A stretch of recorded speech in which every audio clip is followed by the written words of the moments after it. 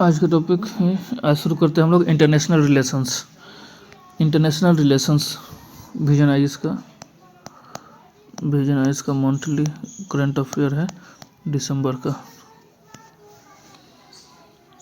India और GCC relations मतलब gulf Cooperation council के बीच का जो रिलेशंस न्यूज़ में क्यों था, तो parliamentary standing committee on external affairs recommended legal assistance to Indian national imprisoned in the Gulf Cooperation Council countries. मतलब पार्लियामेंट के पार्लियामेंट्री स्टैंडिंग कमेटी है, उन्होंने एक्सटर्नल अफेयर्स रिकमेंडेशंस के लीगल असिस्टेंस के लिए बोला किसको, तो इंडियन नेशनल जो भी इम्प्रिजन्ड है कहाँ पे, जो जीसीसी कंट्रीज में जो भी अपने कैद हैं वहाँ पे, जो गल्फ कोऑपरेशन काउंसिल में वहाँ पर इम्प्रिज हैं अपने Indian nations. Parliamentary standing committee external affairs को रिकमेंडेड किया लीगल असिस्टेंस करने के लिए। बैकग्राउंड क्या है, तो over 8,000 Indians are the currently imprisoned in the foreign jails, and out of these more than 4,600 Indian prisoners including under trials are the currently lodged in the jail of the Gulf country। जितने भी foreign jail हैं, मतलब जितने भी अपने मतलब foreign jail में total कितने हैं, अपने 8,000 इंडियंस है करेंटली इम्प्रिज मतलब कैद में है। उसमें से क्या है कि 4,600 इंडियन प्रिजनर्स ऐसे हैं जो कि सिर्फ गल्फ कंट्री के जेल में लॉडेज हैं, करेंटली अभी अवेलेबल है गल्फ कंट्रीज के जेल में। कितने, 46 मतलब 50% से ज़्यादा इंडियन जो प्रिजनर सिर्फ गल्फ कंट्रीज में है, और 800 टोटल्स जो हैं टोटल इंडियंस फॉरेन जेल में है। Recently 8 formers Indian navy personnels bear sentences to death by court in Qatar charge with the illegally spying for Israel. अभी फिलहाल में मतलब रिसेंटली 8 ऐसे फॉर्मल इंडियन नेवी पर्सनल हैं जिनको सेंटेंस दिया गया है डेथ पेनल्टी किन कोर्ट के द्वारा, तो कोर्ट ऑफ कतर कोर्ट के द्वारा। चार्ज क्या लगाया गया उन पर कि स्पाइंग कर रहे हैं किसके लिए, तो इजराइल के लिए। ये गल्फ कोऑपरेशन काउंसिल ये है, कौन कौन से हैं, तो Kuwait, Bahrain, Saudi Arabia, Qatar, Oman, UAE. ये ओमान यहाँ से यहाँ तक का है, ये जो हल्का पार्ट से यहाँ से टच होते हुए यहाँ से आती है ओमान। अगर जीसीसी के बारे में जाने तो GCC is a political and economic alliance of the 6 countries. 1 2 3 4 5 6 ये 6 कंट्री का अलायंस है इन अ गल्फ रीजन। किसको गल्फ रीजन में कौन कौन, तो Saudi Arabia, UAE, Qatar, Kuwait, Oman and Bahrain, ये बहरीन हो गया। Iraq and Iran are not members, Iraq और ईरान है जो इसके मेंबर्स नहीं है। GCC was established in Riyadh, कहाँ पे इस्टेब्लिश्ड है जीसीसी, तो रियाद में, सऊदी अरबिया का कैपिटल रियाद में। सऊदी अरबिया रियाद में इस्टेब्लिश्ड हुआ इन सऊदी अरबिया के कब, तो 1981 में। The official language is Arabic, इसका जो जीसीसी है गल्फ कोऑपरेशन काउंसिल, उसका ऑफिशियल लैंग्वेज क्या है, तो अरेबिक है। अब हम लोग आते हैं about Indians legal assistance abroad, मतलब इंडिया का लीगल असिस्टेंस क्या होता है विदेशों में, उनके बारे में जानते हैं। तो Indian missions provide initial legal assistance to distressed Indians if he or she unable to afford such legal help on his her आउन।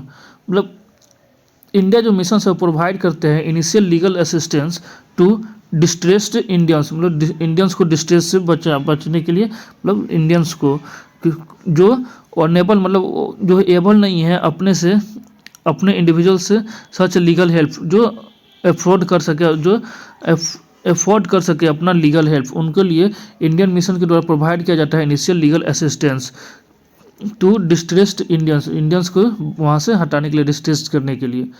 सच इनिशियल्स लीगल असिस्टेंस में इंक्लूड, जो कुछ इनिशियल्स लीगल असिस्टेंस है उसमें क्या क्या इंक्लूड है, तो financial assistance provide to file or fight the case. Financial assistance मतलब पैसे से रूप से मदद किया जाता है, पैसे के रूप से हेल्प भी किया जाता है उनको, किस लिए कि वो केस में वो लड़े और केस फाइल कर सके। Interpreters facilities may be provide where language is a barrier.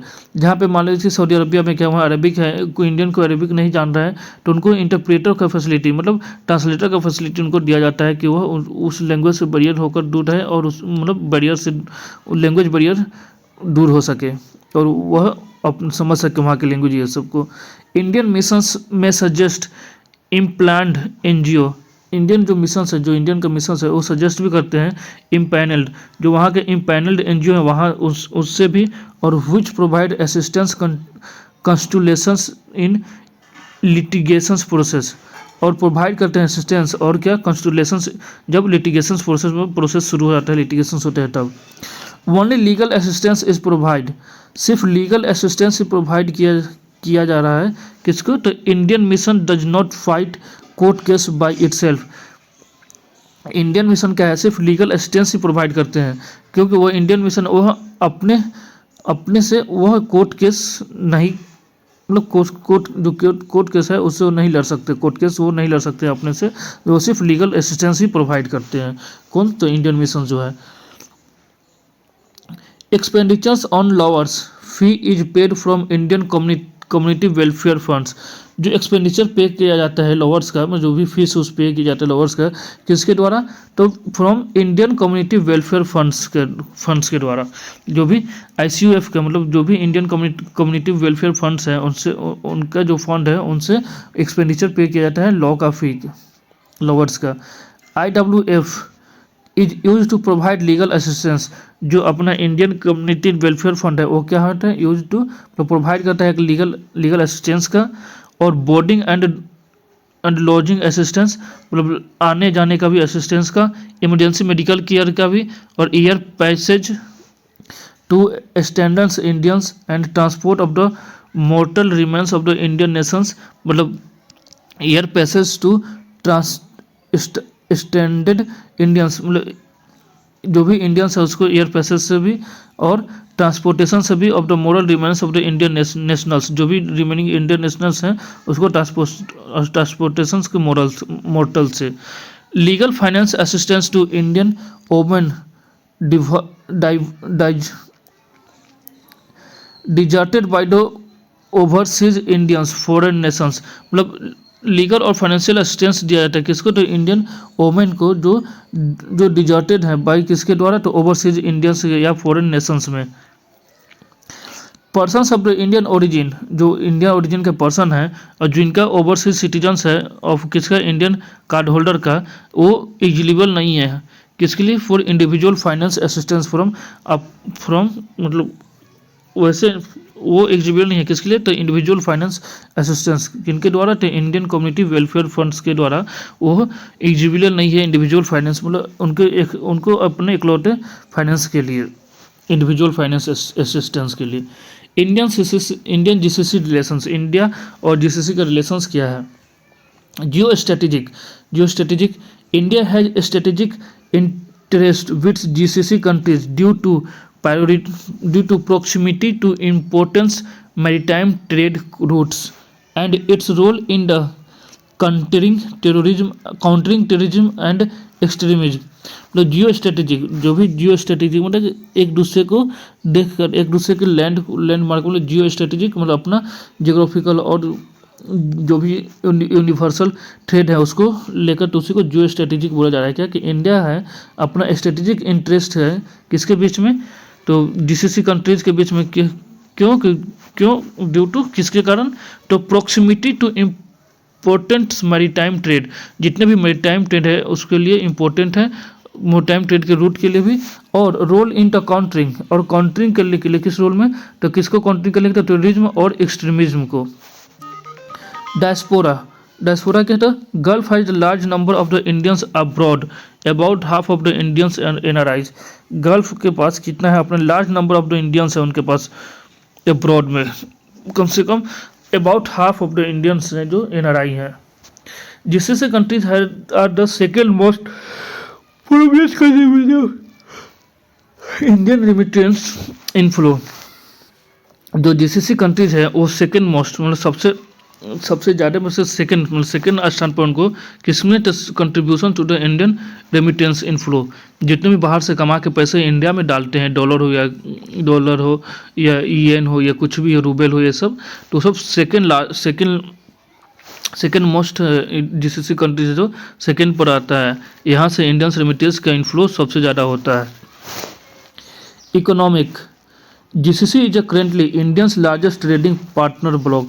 GCC है जो अभी रिसेंटली में क्या है, लार्जेस्ट इंडिया का लार्जेस्ट ट्रेडिंग पार्टनर ब्लॉक है।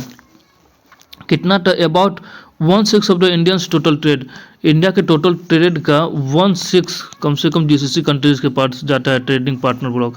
UAE is India's third largest trade partner. UAE क्या है, जो इंडिया का सबसे ज़्यादा सबसे बड़ा थर्ड लार्जेस्ट ट्रेडिंग पार्टनर है, तीसरा स्थान पर। While Saudi Arabia is the fourth place, जबकि सऊदी अरेबिया जो कि उस बगल में ही है वो फोर्थ प्लेस पे है। Energy security, GCC countries contribute almost 35% of the Indians oil import and 70% of the gas import. GCC countries से क्या एनर्जी का सिक्योरिटी क्या होता है कि 35% है जो इंडिया को इंपोर्ट होता है ऑयल, और 75% इंपोर्ट होता है क्या, गैस, 70% गैस का इंपोर्ट होता है। डिफेंस को लेकर तो India has a strong bilateral agreement in the region, जो जीसीसी कंट्रीज है उसके साथ सॉरी एनर्जी सिक्योरिटी जो जीसीसी कंट्रीज है उसका कंट्रीब्यूशन डिफेंस में क्या है, तो India has a strong bilateral agreement, India के पास क्या है, बहुत अच्छा बायलैटरल एग्रीमेंट है किसके साथ में, तो जीसीसी कंट्रीज के साथ में, जो वहाँ का रीजन है उसके साथ में। Such as defence agreements with Qatar के साथ में भी डिफेंस एग्रीमेंट है, और इंटेलिजेंस शेयरिंग किया जाता है अपने यूएई के साथ में, सऊदी अरेबिया के साथ में और ओमान के साथ में। Support at international forum of GCC, और सपोर्ट भी है अपना इंटरनेशनल फोरम में क्या है, तो Indian forms stands against terrorist has been acknowledgement by GCC countries. India इसका जो फॉर्म स्टैंड करता है अगेंस्ट जो टेररिस्ट के लिए, उसमें एक्नॉलेजमेंट करते हैं किनके द्वारा, जीसीसी कंट्रीज के द्वारा भी उसमें हाथ मिलाया जाता है, उनके उसको बोला जाता है, और उन्होंने मानते भी हैं कि जो इंडिया का स्टैंड है, जो इंडिया का स्टैंड है अगेंस्ट में टेररिज्म में।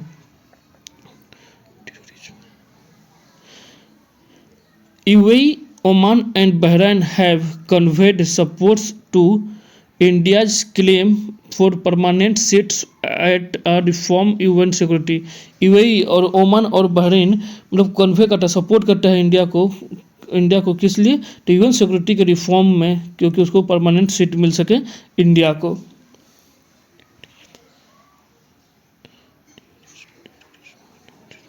स्पेस के सेक्टर में क्या, तो India also space cooperations with Saudi Arabia, Oman and other GCC countries.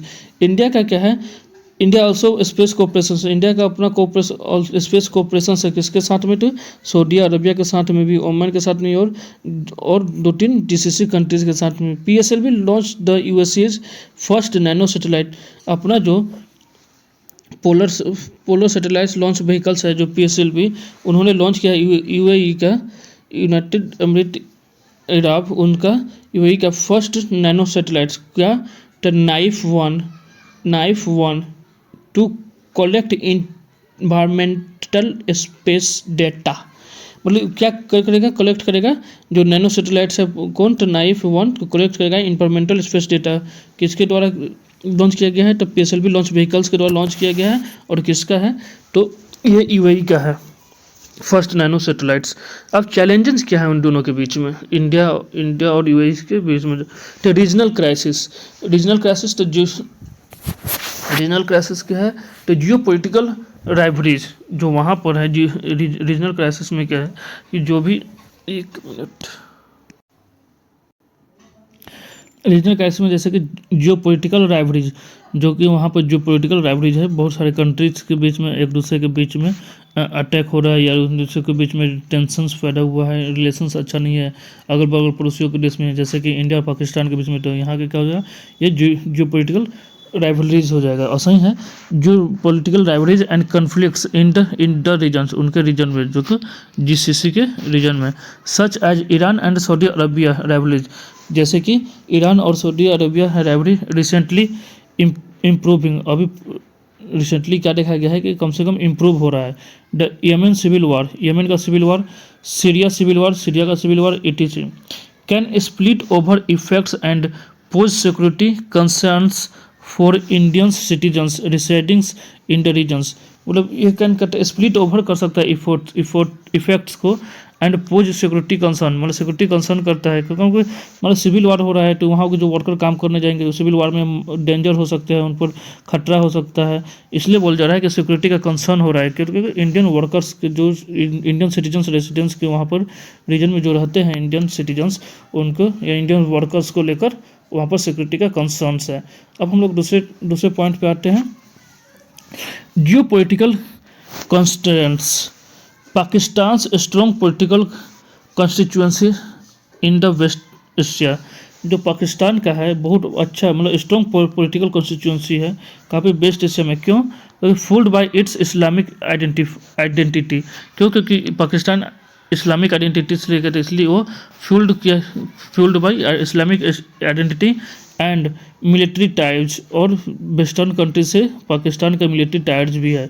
Gives its a favourable political balance, जो उसको देता है एक favourable political balance in the region compare to India, मतलब इंडिया के कंपेयर, अगर इंडिया से कंपेयर किया जाए तो पाकिस्तान को अच्छा वो फेवरेबल पॉलिटिकल बैलेंस मिल जाता है रीजन्स कंपेयर टू इंडिया से कंपेयर किया जाता है कंपेरेटिवली। चाइनीज इन्फ्लुएंस, अब क्या है कि चाइना के वहाँ पे इन्फ्लुएंसेस है कि चाइना ग्लोबल इन्फ्लुएंस, चाइना का जो है ग्लोबल पूरे वर्ल्ड में इन्फ्लुएंस है चाइना का। Sustainable investment in the gulf world and gas sectors, क्या है तो सस्टेंशियल है इन्वेस्टमेंट कहाँ पे तो गल्फ के वाइल में भी और गैस सेक्टर में भी। And successful market penetrations have created power disparity, making Gulf Arabs more inclined to the seek Chinese protections, मतलब गल्फ कंट्रीज का क्या है वो सक्सेसफुल है क्योंकि मार्केट पेंट्रेशन को भी और क्रिएट करते हैं पावर डिस्पैरिटी, और गल्फ को बनाते हैं क्या अरब्स, और मेकिंग गल्फ अरब्स और मोर वहाँ पे कहें इंक्लिडेंट है टू सिक्स चाइनीज़ प्रोटेक्शन, वहाँ पे चाइनीज़ प्रोटेक्शन का भी मिल जाता है, इंक्लाइंड हो रहा है टू सिक्स हो रहा है। जियो इकोनॉमिकल इशू थर्ड पे, मतलब फोर्थ आते हैं क्या जियो इकोनॉमिकल इशू, मतलब जियो इकोनॉमिकल इशू क्या है तो दो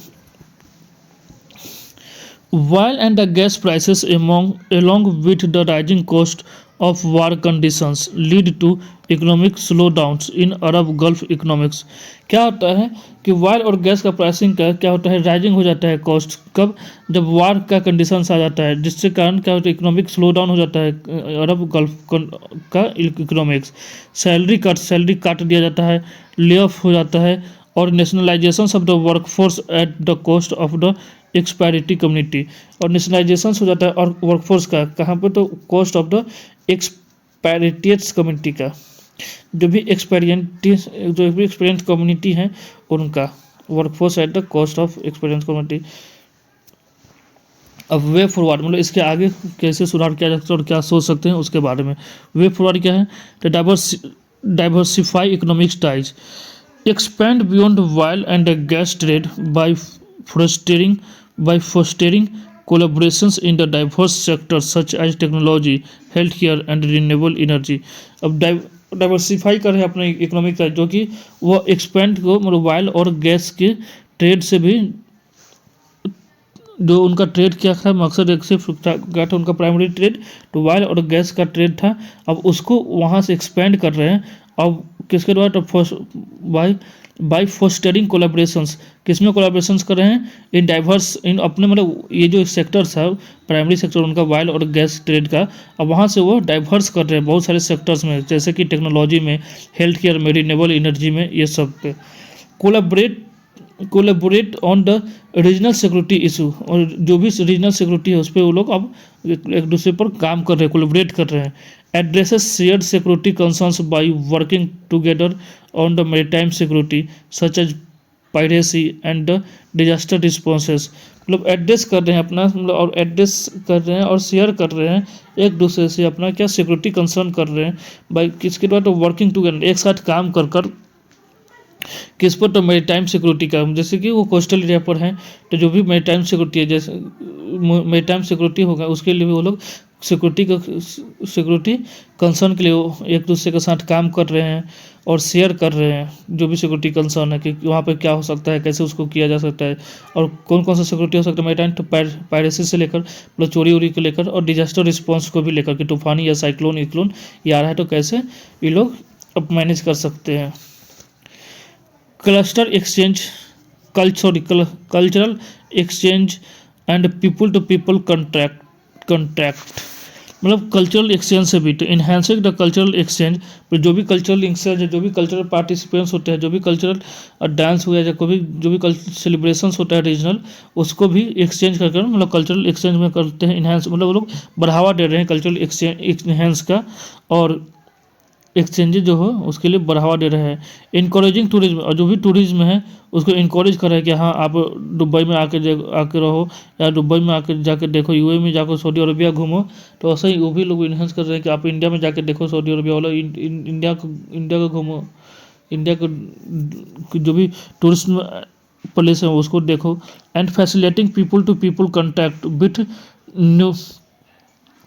with the nurtures deeper mutual understanding, लोग फैसिलेटिंग दे रहे हैं, मतलब सुविधा तैयार कर रहे हैं किससे, तो पीपल टू पीपल, वहाँ के लोगों और यहाँ के लोगों के बीच में कांटेक्ट हो और will neutral nurture with nurture deeper mutual understanding, जिसके कारण उसके बीच में एक बहुत अच्छा म्यूचुअल अंडरस्टैंडिंग हो। Fortifying the bonds between Indian and the Gulf nations, जिसके कारण फोर्टिफाइंग हो सके बॉन्ड किसके बीच में, तो इंडिया और गल्फ कंट्रीज के बीच में।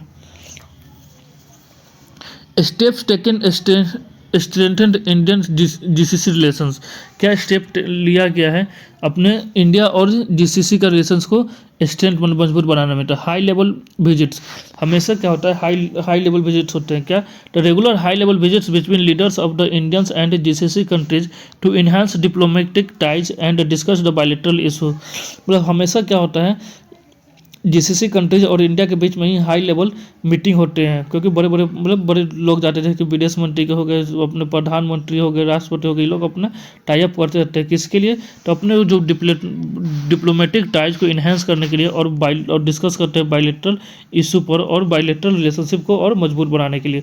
ट्रेड को लेकर recently GCC has propose to restart free trade agreement talk, मतलब अभी फिलहाल जीसीसी उन्होंने प्रपोज किया है कि रिस्टार्ट करेंगे फ्री ट्रेड एग्रीमेंट टॉक किसके साथ, तो इंडिया में।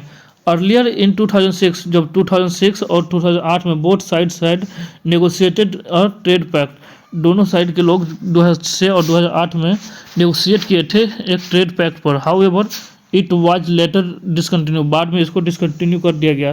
Proposed India middle east Europe economic corridor, जिसको आईमेक के नाम से जाने जाते हैं, अपने G20 समिट में इसको लाया गया था, आईमेक के नाम से इंडिया की ओर से प्रस्ताव दिया गया था और सभी G20 समिट जो भी G20 मेंबर्स एग्री हो गए थे किस पर, तो प्रपोज किया गया है क्या, Indian middle European economic corridor. IMEC में जो है आईमेक एक ऐसा प्रोजेक्ट है जिसमें क्या होगा, तो इंडिया और मिडिल ईस्ट यूरोप जो है उनको इकोनॉमिक कॉरिडोर बनाया जाएगा, जिसको प्रपोज किया था। बिल हैव ह्यूज इम्पैक्ट, जिसका बहुत बड़ा इम्पैक्ट करेगा किस पर, ट्रेड बिटवीन इंडिया और जीसीसी कंट्रीज़ के, क्योंकि ये जो है इंडिया से गुजरते हुए जीसीसी कंट्री से जाते हुए और अमेरिका और मिडिल ईस्ट यूरोपियन को टच करेगा ये। कल्चर के में क्या है, तो India regularly science cultural exchange programmes for enhancing cultural cooperations with various Gulf countries. India जो है जो हमेशा रेगुलरली साइन करते रहता है किसके लिए, तो कल्चरल एक्सचेंज प्रोग्राम के लिए, क्योंकि उनको इन्हेंस हो और एक्सचेंज भी हो और क्या द कल्चरल कोऑपरेशन हो और वेरियस गल्फ कंट्रीज़ के साथ में, जैसे कि यूएई के साथ में, सऊदी अरेबिया के साथ में, ओमान के साथ में, इस सब के साथ में अपना रेगुलरली कल्चरल एक्सचेंज प्रोग्राम करते रहता है इंडिया और अपने गल्फ कंट्रीज़ के साथ में। मेजर्स फॉर द डिस्पोरा, मतलब मेजर्स क्या लिया गया है डिस्पोरा के लिए। E migrant for more transparent and orderly migrations of the Indian workers to the Gulf countries, मतलब ई माइग्रेट लाया गया है किसके लिए, तो फॉर ट्रांसपेरेंट, मतलब ट्रांसपेरेंट हो और ordinary migrations of the Indian workers का हो, कहाँ पे, तो गल्फ कंट्रीज में। जैसे कि Madad portals for the addressing consulars grievances, Madad portal बनाया गया है किसके लिए, तो एड्रेस करने के लिए कंसुलर ग्रीवेंसेस को। अब दूसरे पे आते हैं IMO, international maritime organisation, IMO. Of course जान लेते हैं आईएमओ के बारे में। आईएमओ क्या है, तो आईएमओ का फुल फॉर्म होता है इंटरनेशनल मैरीटाइम ऑर्गेनाइजेशन। इसका हेडक्वार्टर कहाँ है, तो लंदन यूके में है। जेनेसिस, इसका शुरुआत कैसे हुआ, तो United Nations specialised agency established in 1948 with the adaptations of the IMO conventions। जो यूनाइटेड नेशंस स्पेशलाइज एजेंसी है उनका इस्टेब्लिशमेंट हुआ था 1948 में। उसके साथ में उन्होंने अडॉप्ट भी किया किसका, तो आईएमओ का कन्वेंशंस को, और जिसका हेडक्वार्टर कहाँ पे है, तो लंदन यूनाइटेड किंगडम में। पर्पस क्या है इसका, तो प्रमोट सेफ, क्या प्रमोट करना है, safe secure environmentally sound efficient and sustainable shipping through cooperations, मतलब कि प्रमोट करना है सेफ, सुरक्षा में सिक्योर से हो, इन्वायरमेंटली साउंड हो और इफिशिएंट हो और सस्टेनेबल शिपिंग हो, कहाँ पे, थ्रू कोऑपरेशन, एक दूसरे के साथ कोऑपरेशन करके। इसका स्ट्रक्चर क्या है, तो कंसिस्ट ऑफ एन असेंबली, किसके साथ में, एक असेंबली को कंसिस्ट करता है, और a council and 5 main communities, और एक असेंबली को भी को कंसिस्ट करता है और एक असेंबली को भी, जिसमें 5 मेन कम्युनिटी होते हैं एंड अ नंबर ऑफ सब कमिटी, और जो 5 मेन कमेटी है उसके नंबर ऑफ भी सब कमेटी होते हैं। 5 मेन कमेटी कौन कौन से हैं आईएमओ को, इंटरनेशनल मैरीटाइम ऑर्गेनाइजेशन का, तो मैरीटाइम सेफ्टी कमेटी, इसके अंदर भी एक सब कमेटी होगा, क्योंकि यहाँ क्योंकि बोला गया number of the sub committee. Marine environment protections committee, इसके अंडर में भी एक सब कमेटी, इसके अंडर में भी कमेटी होगा, सब कमेटी होंगे। लीगल कमेटी, इसके भी अंडर में होंगे सब कमेटीज। टेक्निकल कोऑपरेशंस कमेटी और फैसिलेशंस कमेटी, इनके मेंबर कौन है, तो 175 member states and 3 associated members. इसमें क्या है, तो जितने भी स्टेट में 175 मेंबर्स हैं इसके अभी तक स्टेट्स हैं, और 3 एसोसिएट मेंबर है, 3 ऐसे हैं कौन है जो एसोसिएट करते हैं इनके साथ में, वो मेंबर है। क्या इंडिया इसका मेंबर है, हाँ इंडिया इसका मेंबर है। India is a member, yes. न्यूज में क्यों था, तो India was reelected to the International maritime Organisation. India क्या हुआ, फिर से वो री इलेक्टेड हुआ था, कहाँ,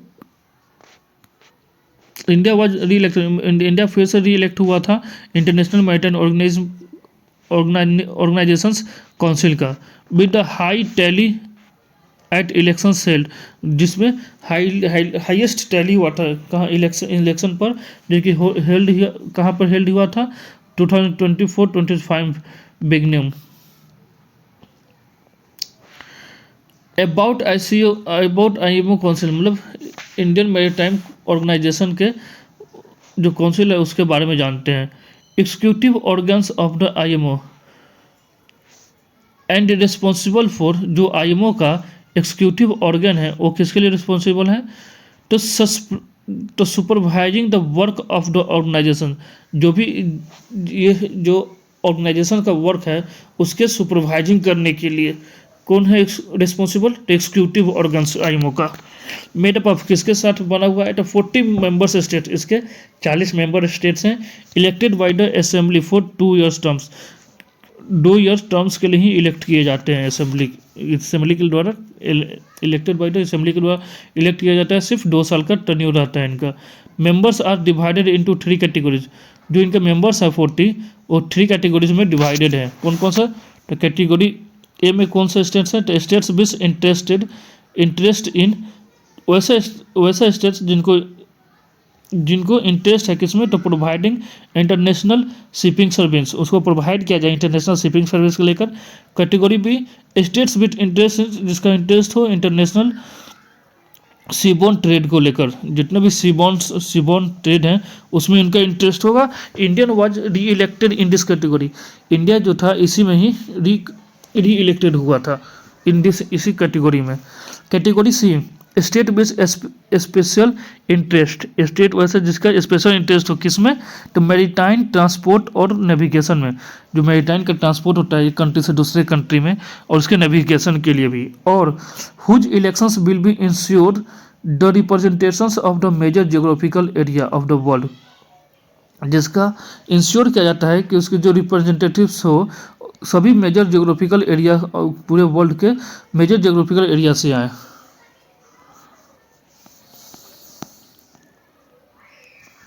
सिग्निफिकेंस ऑफ द आईएमए का सिग्निफिकेंस क्या है, इन्वायरमेंट प्रोटेक्शन, इन्वायरमेंट को प्रोटेक्शन करने के लिए, मैरीटाइम सेफ्टी एंड सिक्योरिटी का,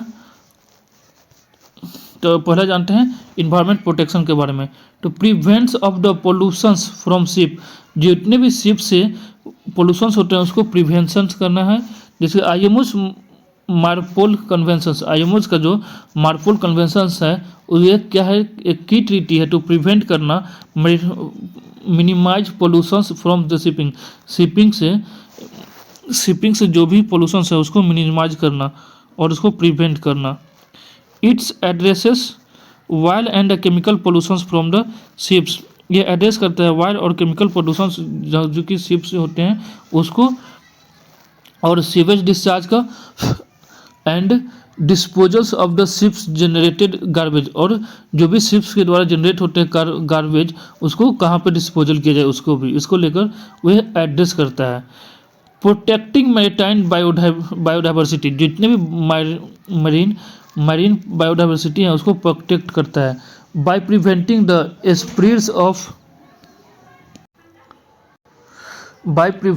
spread of the potentially invasive aquatic organism, मतलब इसको प्रिवेंट करना जो कि स्प्रेड को बहुत तेज़ी से जो कि होते हैं, जो रोग और तेज़ी से फैलने वाले जो जीवाणु होते हैं उसको एक्वाटिक ऑर्गेनिज्म से, जो इन्वेसिव एक्वाटिक ऑर्गेनिज्म है उसको स्प्रेड से प्रिवेंट करने के लिए। एड्रेसेस नॉइज पोल्यूशंस, मतलब नॉइज पोल्यूशंस को एड्रेस कर क्या है, तो MIO guidelines on the reducing under water noise from the commercial shipping, जितने भी कमर्शियल शिपिंग से हैं उसके लिए आईएमओ एक गाइडलाइंस किया है क्योंकि उसको रिड्यूस कर सके अंडर वाटर नॉइज को।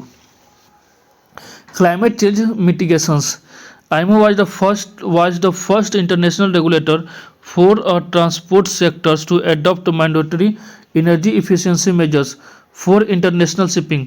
IMO जो है ऐसा फर्स्ट इंटरनेशनल रेगुलेटर है जो ट्रांसपोर्ट ऐसा रेगुलेटर है किसके लिए, तो ट्रांसपोर्ट सेक्टर में कि अडॉप्ट कर रहा है, मैंडेटरी अडॉप्ट करने के लिए क्या गया है, एनर्जी इफिशिएंसी मेजर्स लेने के लिए। किसके लिए, तो इंटरनेशनल शिपिंग, जितना भी इंटरनेशनल शिपिंग है उसके लिए आईएमओ है क्या फर्स्ट इंटरनेशनल रेगुलेटर है। क्या किया है, तो ट्रांसपोर्ट सेक्टर्स के लिए adopt mandatory energy efficiency measures करने के लिए बोल दिया कि मैंडेटरी है उसको एडॉप्ट करना एनर्जी इफिशिएंसी मेजर्स लेने के लिए। Address dumping of wastes and sea, मतलब एड्रेसेस करेगा क्या, dumping of the wastes at sea में कहाँ पे डंपिंग करना है वेस्ट को। IMO adopts London dumping conventions and protocols, IMO है जो एडॉप्ट किया है किसका क्या, तो London dumping conventions and protocols on the dumping of the waste and order matter at the sea, मतलब सी में जो भी डंपिंग किया जाता है वेस्ट का और ऑर्डर मैटर्स को। The conventions also regulates carbon captures and sequestrations in the subsequent geological forum।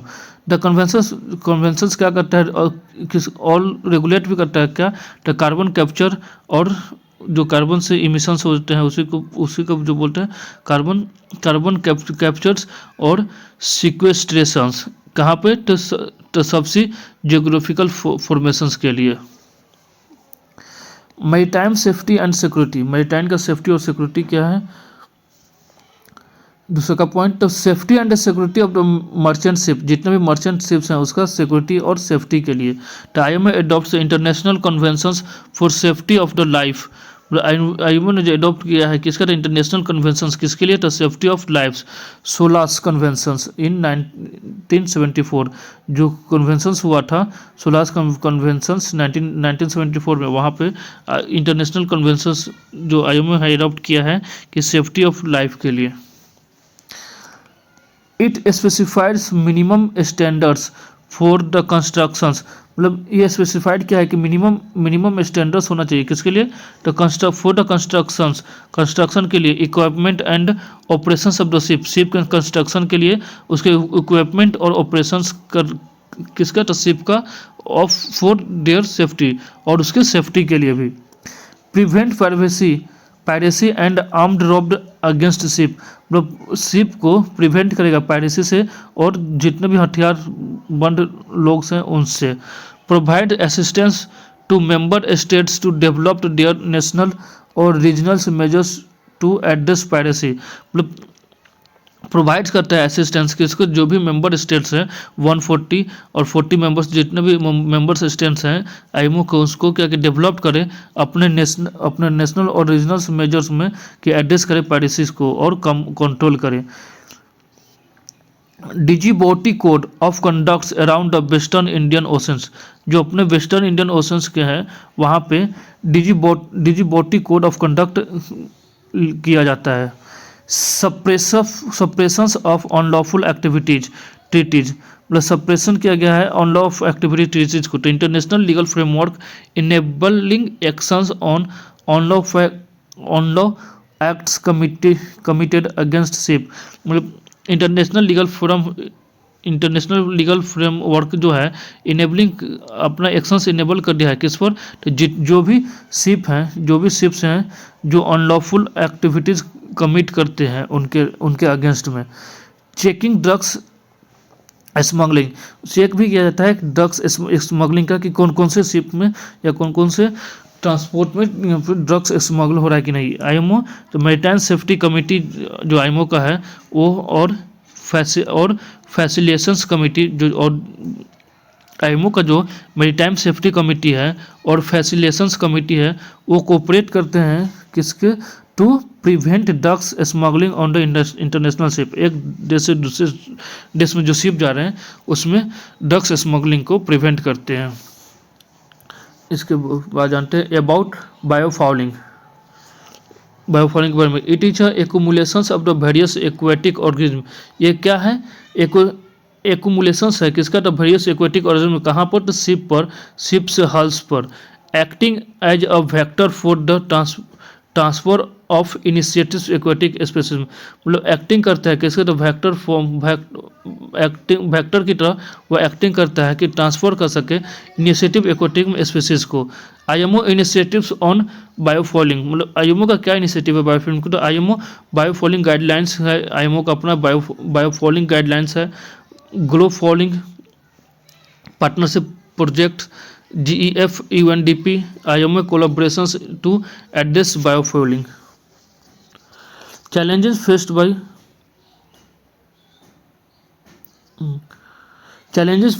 IMO के द्वारा चैलेंजेस क्या फेस किया जाता है, तो equal influence of the members states, जितने भी मेंबर्स हैं उनके बीच में इक्वल इन्फ्लुएंस होना चाहिए, उनका equal influence.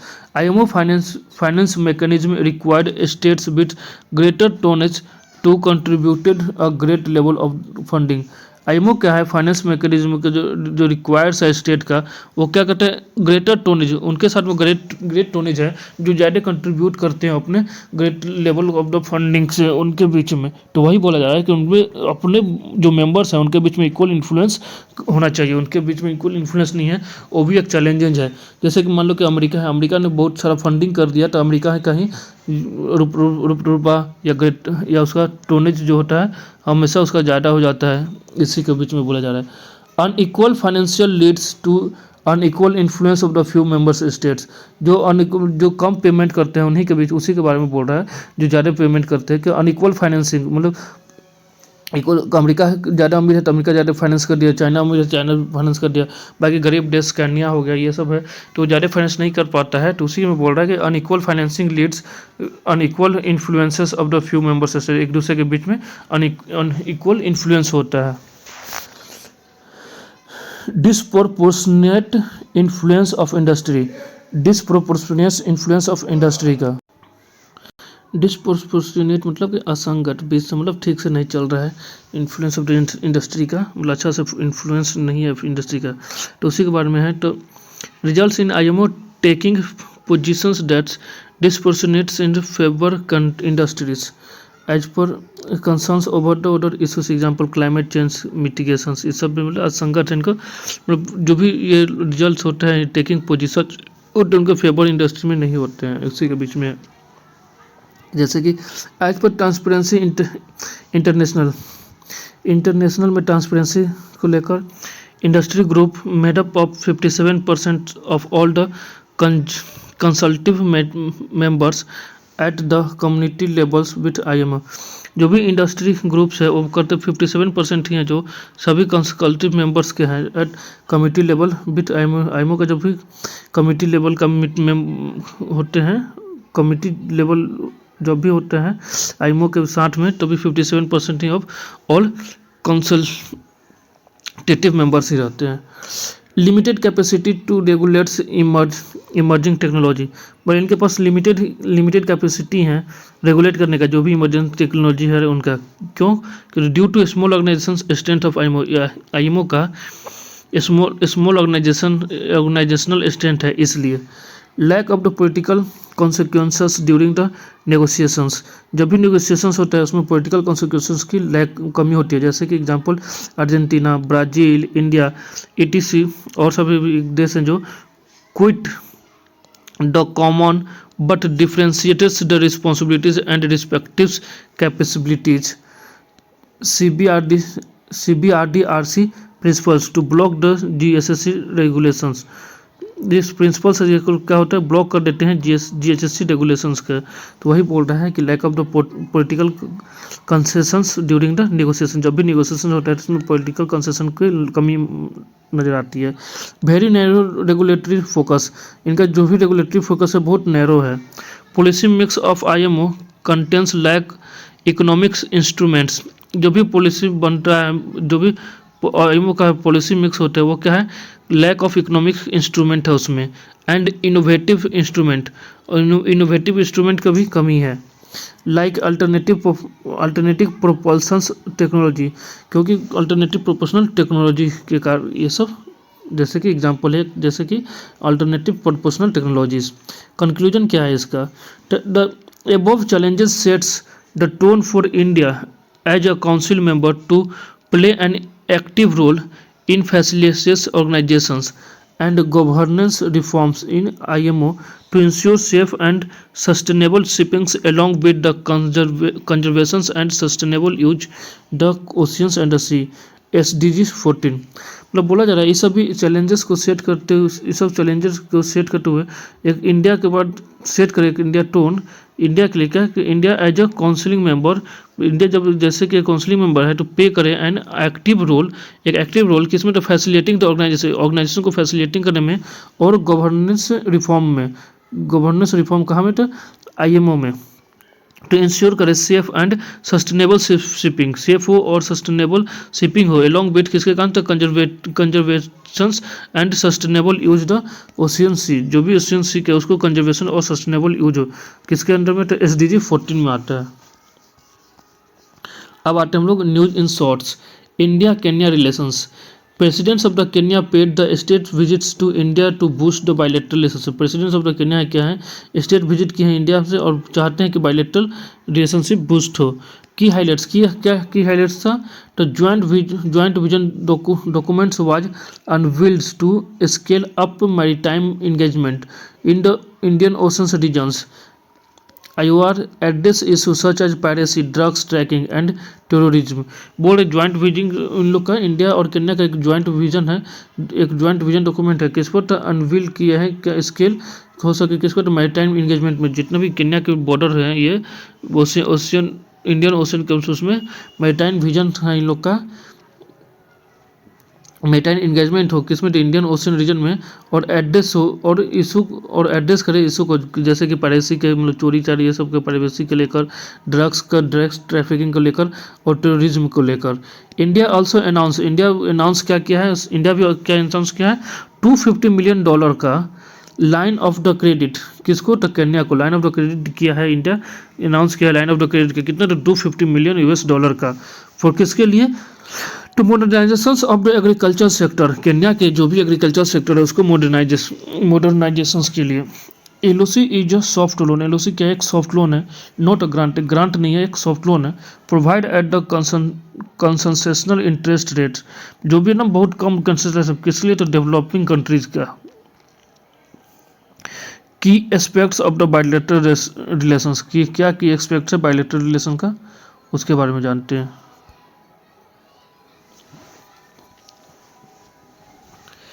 Diplomatic, Kenya is a strong partner in east African community और ईएसी, केन्या क्या है, एक स्ट्रॉन्ग पार्टनर है किसका, तो ईस्ट अफ्रीकन कम्युनिटी का, जितने भी अफ्रीकन कम्युनिटी हैं उसमें का केन्या क्या है, एक बहुत स्ट्रॉन्ग पार्टनर है ईस्ट अफ्रीकन कम्युनिटी में के, जो कि ईएसी के नाम से जानता है। कौन कौन सा आता है, तो Burundi, DR Congo, Rwanda, Uganda, South Sudan, Tanzania are the other members of the ENC, ये सब क्या है, ये सब मेंबर्स हैं किनके, तो ईएनसी के हैं। With which India has signed cooperation agreement in 2003 में इंडिया इनके साथ में साइन किया था क्या, cooperation agreement.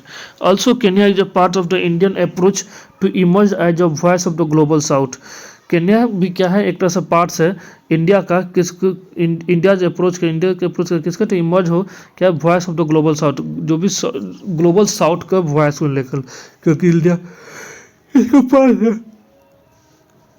Sorry, trade, bilateral trade currency is around $3.39 billion, जो इंडिया और केन्या के बायलैटरल ट्रेड है ये कितना है, टोटल $3.39 है यूएस करेंसी के। Under India Kenya trade agreement of the 1981 both countries accord most favoured nations status to each other, जब अंडर केन्या ट्रेड एग्रीमेंट जो 1981 में हुआ था केन्या और इंडिया के बीच में ट्रेड एग्रीमेंट, उसमें बोथ कंट्रीज अकॉर्डेड किए गए थे मोस्ट फेवर्ड नेशंस, एक दूसरे के बीच में मोस्ट फेवर्ड नेशंस का स्टेटस मिला था एक दूसरे को, इन दोनों के बीच को, इनको। Under the WTO agreement, world trade organisation के एग्रीमेंट के अंडर में MFN principles emphasizes that countries cannot normally discriminates between their trading partner, मतलब WTO के ऑर्गेनाइजेशन के अंडर में बोला जाता है कि MNF प्रिंसिपल्स क्या है, इन्फेसिस करते हैं, बढ़ावा देते हैं क्या, कि country can not be normally discriminate, ये जो कंट्री हैं वो नॉर्मली मतलब डिस्क्रिमिनेट नहीं करेंगे अपने ट्रेडिंग पार्टनर्स के एक दूसरे के बीच में, जैसे कि इंडिया और केन्या के बीच में जो भी ट्रेडिंग पार्टनर्स हैं उनको ये लोग नॉर्मली डिस्क्रिमिनेट नहीं करेंगे। The double taxation avoid agreement science in 1989 was revised in 2016 and come into force in 2017। Double taxation tax जो होता है उसको अवॉइड एग्रीमेंट साइन किए थे इंडिया और केन्या किसको, तो 1989 में, उसी को फिर से रिवाइव किया गया था 2016 में, और फिर कब आया था फोर्स में, तो 2017 में। ये है केन्या, अफ्रीका का ईस्ट अफ्रीका कौन से ग्रुप में क्या आता है। Maritime cooperations, both are the members of the Indian ocean rim Association, Kenya और इंडिया दोनों क्या है, तो IORA का मेंबर्स हैं, IORA मतलब इंडियन ओशियन रिम एसोसिएशन के। People to the people contacts, approximately 80,000 people of the Indian origins are present in the Kenya, and India is one of the third largest source of inbound tourist to Kenya। Kenya में क्या कहते हैं कि कम से कम 80,000 people हैं जो Indian origin के present है केन्या में, और इंडिया एक ऐसा मात्र देश है, थर्ड लार्जेस्ट सोर्स है केन्या का, जो इनबाउंड टूरिस्ट भेजता है केन्या में, केन्या से इनबाउंड टूरिस्ट है टू केन्या से। Kenya Nations avails trainings and scholarships program in various fields under the, मतलब केन्या जो नेशंस है अवेल्ड करता है ट्रेनिंग और स्कॉलरशिप प्रोग्राम वेरियस फील्ड में, कहाँ में, तो Indian technical economic cooperations programme में, इंडियन अफ्रीका फोरम समिट्स और एड टू अफ्रीका प्रोग्राम में। अब दूसरे पे आते हैं।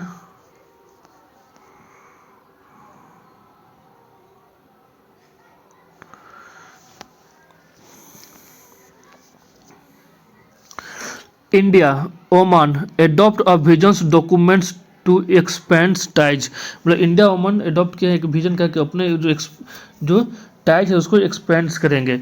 A joint visions documents title a partnership for the futures, एक ज्वाइंट विजन डॉक्यूमेंट्स दिया गया है जिसका टाइटल है a partnership for the future, मतलब एक पार्टनरशिप फ्यूचर्स के लिए। Was adopted during the visit of the sultan of Oman, मतलब कब कब क्या गया है, कब एडॉप्ट किया गया, the visit of the sultan of Oman, जब ओमान का सुल्तान से विजिट किए थे। It's acknowledgements the remarkable synergy between Oman Vision 2040 and India's development objectives under अमृत काल, मतलब ये एक्नॉलेजमेंट किया गया है कि रिमार्केबल सिनर्जी है किसके बीच में, ओमन विजन 2040 का और इंडिया का डेवलपमेंट ऑब्जेक्टिव अंडर अमृत काल का। डिजिटल कनेक्टिविटी क्या क्या, तो digital connectivity, medical tourist, marine security, hospitality, space में भी, एग्रीकल्चर में भी, and food security are the some of the area that the visions documents has focus. ये जो विजन है पार्टनरशिप फॉर द फ्यूचर्स, ये जो विजन डॉक्यूमेंट्स है उस ये सब में फोकस किया गया है, इनका फोकस रहा है ये सब एरिया में। कौन कौन सा, तो डिजिटल कनेक्टिविटी में, मेडिकल टूरिज्म में, मैरीटाइम सिक्योरिटी में, हॉस्पिटलिटी में, स्पेस में, एग्रीकल्चर में और फूड सिक्योरिटी में। India and Oman relationship, India और ओमान के बीच में क्या रिलेशनशिप है, तो Oman is a crucial pillar of the Indian west Asian policy, जो इंडिया का अपना पॉलिसी है इंडिया वेस्ट एशिया पॉलिसी, उसमें ओमान है जो एक क्रूशियल पिलर है, एक बहुत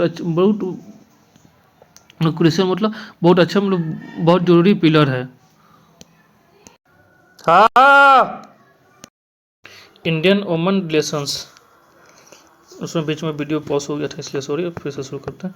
Oman is a crucial pillars of the Indian west Asia policy. Oman जो है इंडिया का जो वेस्ट एशिया पॉलिसी है उसमें क्या है, क्रूशियल पिलर है, बहुत इंपॉर्टेंट पिलर है ओमान इस पॉलिसी के लिए। Oman is A strategic partner of India, Oman क्या है, एक स्ट्रेटेजिक पार्टनर है किसका, ऑफ इंडिया, इंडिया का 2008 में, और एन इम्पोर्टेंट इंटरलोकुटर है, इंटरलोकुटर है कहाँ पर, द गल्फ कोऑपरेशंस काउंसिल में और Arab league of and Indian Oceans Rim Association forum में। ओमान है जो लार्ज इंडियन डिस्पोरा, ओमान के पास क्या है, लार्ज इंडियन डिस्पोरा है, कम से कम कितना का, तो 8 लाख पीपल्स का। बायलेटरल ट्रेड डबल है इंडिया का, 5.4 से डबल हुआ है, कब कितना, तो 12.3 बिलियन यूएस डॉलर का, तो 5.4 बिलियन डॉलर की कब था, तो 2020 से 2021 के फाइनेंशियल ईयर में, और अब डबल हो गया है कब, तो 2002 से 2023 में। India was the second largest market for the Oman crude oil exports for the year 2022 after China. जो क्रूड ऑयल एक्सपोर्ट का होता है इंडिया का है, द सेकेंड लार्जेस्ट मार्केट है किसका, ओमान का, कब, तो 2022 में, किसके बाद, तो चाइना के बाद में। इन अक्टूबर 2022 India and Oman launch the RuPay debit card in Oman, India और ओमान मिलके रुपे डेबिट कार्ड लॉन्च किया है, इस कब, तो 2022 में, अक्टूबर में। Oman will play an important role in the proposed, Oman क्या करता है, एक बहुत इम्पोर्टेंट रोल प्ले करता है किस पर्पज में, तो Indian mist European economic corridor में, उसके इंफ्रास्ट्रक्चर प्रोजेक्ट के लिए, जिसको हम लोग आईमेक के नाम से जानते हैं। ये है ओमान, इसका ओमान जियोग्राफिकल कंस्ट्रक्शन, इसके किनारे बाउंड्री पर मैरीटाइन है, इसलिए ओमान भी आईएमओ का आईएमओ का इंटरनेशनल माइनिंग ऑर्गेनाइजेशन का भी मेंबर था। अब दूसरे पे आते हैं, India at Colombo security conclave. India का मतलब कोलंबो सिक्योरिटी कॉन्क्लेव हुआ था, उस पर इंडिया का क्या, इंडिया वहाँ पर जो इंडिया का क्या स्टैंड है। तो इंडिया का अटेंड किया है छठा national security advisers level meeting, मतलब नेशनल एडवाइजर लेवल मीटिंग जो था छठा, उसको जो इस मीटिंग में इंडिया ने अटेंड किया है, जो कि कोलंबो सिक्योरिटी कॉन्क्लेव का था, वो कहाँ पे हेल्ड हुआ है, तो मॉरिशस में किया गया है। की डेवलपमेंट्स क्या हुआ है इसमें, तो agreed on the road map of activities for 2024। India को है एग्रीड की डेवलपमेंट क्या है, ये लोग एग्रीड कर गए हैं किस पर, तो जो रोड मैप एक्टिविटीज़ हैं किसके लिए, तो 2024 के लिए, उस पर in the face of traditional non traditional emerging hybrid challenges. In the face of जो भी चैलेंजेस, जो भी इन द फेस ऑफ किसके फेस में, तो जो भी ट्रेडिशनल नॉन ट्रेडिशनल और इमर्जिंग हाइब्रिड चैलेंजेस होंगे उसमें उसके लिए, और कहाँ पे, तो इंडियन ओशन ओरिजिन में। Non traditional security issue are, जो नॉन ट्रेडिशनल सिक्योरिटी इशू होते हैं वो क्या क्या इसको कहते हैं, तो ऐसे challenges that rises primarily out of the non military sources. वे ऐसे साइसेज जो खड़े होते हैं, वैसे चैलेंजेस जो नॉन मिलिट्री सोर्सेज के द्वारा होते हैं, जैसे कि क्लाइमेट चेंज, इन्फेक्टियस डिजीज और नेचुरल डिजास्टर। क्लाइमेट चेंज मतलब कि साइक्लोन आ जाना, या कभी विंटर से बहुत पूरे विंटर ही हो जाना, गर्मी में टेम्परेचर हाई हो जाना, इन्फेक्शियस डिजीज जैसे कि कोरोना जो हुआ था। नेचुरल डिजास्टर में साइक्लोन का आ जाना, अर्थक्वेक आ जाना, सुनामी आ जाना, ये सब। Announce launch of ocean information service portal. इन्होंने अनाउंस किया है क्या, कि लॉन्च करेंगे ओशियन इंफॉर्मेशन सर्विस पोर्टल। ये जो पोर्टल जो लॉन्च करेंगे उसमें क्या होगा, तो उसका मेन एम क्या है, तो facilitates exchange of the oceanographic information. वो फैसिलिटेट करेंगे और वो लोग एक दूसरे के बीच में ओशियोग्राफिक इंफॉर्मेशन का एक्सचेंज करेंगे। अबाउट कोलंबो सिक्योरिटी कॉन्क्लेव के बारे में कुछ जानते हैं हम लोग। फॉर्म्ड इन 2011, कब इसका फॉर्मेशन हुआ था, 2011 में। ये क्या है, तो ट्राइलेटरल मैरीटाइम सिक्योरिटी ग्रुपिंग था। पहले सिर्फ ट्राइलेटरल था, अब उसको 6 मेंबर आ गए हैं, जो अब हैं, जिसमें से 4 मेंबर उसके परमानेंट मेंबर हैं और 2 मेंबर्स ऑब्जर्विंग कंट्रीज है। कौन कौन थे पहले ट्राइलेटरल मैरीटाइम सिक्योरिटी मेंबर्स, कौन, तो इंडिया, श्रीलंका और मालदीव्स। लेटर बाद में Mauritius join as a 4th member, चौथा मेंबर के रूप में मॉरिशस ज्वाइन किया था। और बांग्लादेश और Seychelles as a observer countries, Bangladesh और साइचिल्स क्या है, एक तरह से एब्जॉर्बिंग कंट्रीज के रूप में ज्वाइन किए हैं। It has permanent secretariat based, इसका परमानेंट सेक्रेटरीट बेस है कहाँ पे, तो कोलंबो में। क्या करने के लिए, तो to coordinates activities and implements decisions, activities को कोऑर्डिनेट करेंगे और डिसीजन को इम्प्लीमेंट करने के लिए। Significance of the Colombo secretariat Colombo security conclave का सिग्निफिकेंस क्या है। In the line with vision, ये एक लाइन पर है क्या, एक विजन के साथ में, किसका, तो security of the growth for all in the regions, जो भी इस रीजन्स में जो भी मेंबर्स कंट्रीज हैं उनके रीजन्स में क्या होना चाहिए, सिक्योरिटी और ग्रोथ होना चाहिए। कि सागर फुल फॉर्म हुआ, सागर का फुल फॉर्म क्या होगा, security and growth for all the regions. जितने भी मेंबर्स के रीजन्स है उसमें सिक्योरिटी और ग्रोथ होना चाहिए, सभी रीजन्स में। नेबरहुड फर्स्ट पॉलिसी, इनका एक और सिग्निफिकेंस क्या है इसका, तो नेबरहुड फर्स्ट पॉलिसी। पहले नेबर को पहले कुछ भी हो जाए तो पहले नेबर को देखेंगे, उसका नेबरहुड फर्स्ट पॉलिसी क्या है। प्रोवाइड कोऑपरेटिव इन्वायरमेंट, प्रोवाइड करेंगे cooperative environment and collaborative mechanism, और एक दूसरे के कोलैबोरेटिव मैकेनिज्म को कहाँ पे, तो maritime neighbourhoods of the IOCR, maritime neighbourhood क्या में, तो IOCR में, इंडियन ओशन रीजन में। ऑर्डर रीजनल कोऑपरेशन मैकेनिज्म, और क्या है दूसरा रीजनल कोऑपरेशन मैकेनिज्म, तो Indian Ocean Rim associations for regional cooperations. और दूसरा और रीजनल कोऑपरेशन मैकेनिज्म क्या है IOR का, तो पहला क्या है, Indian Oceans Rim Association for regional cooperation. Indian Oceans naval सिम्पोसियम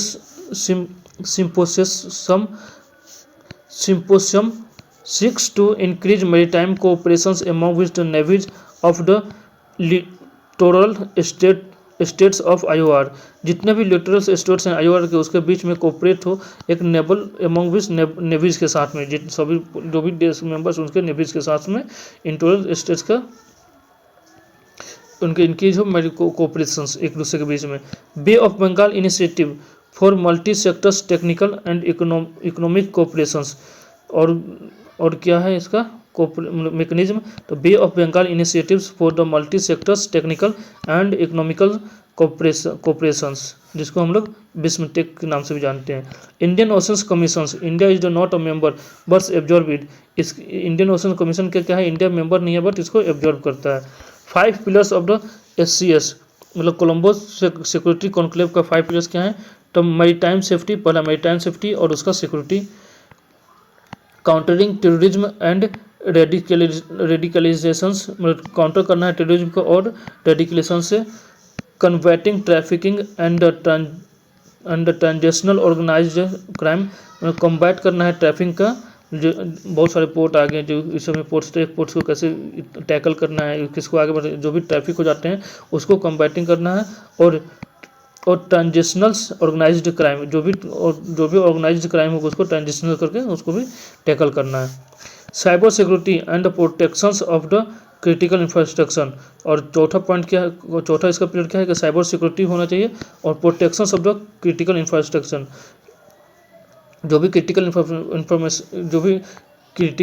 infrastructure है उसका प्रोटेक्शन का।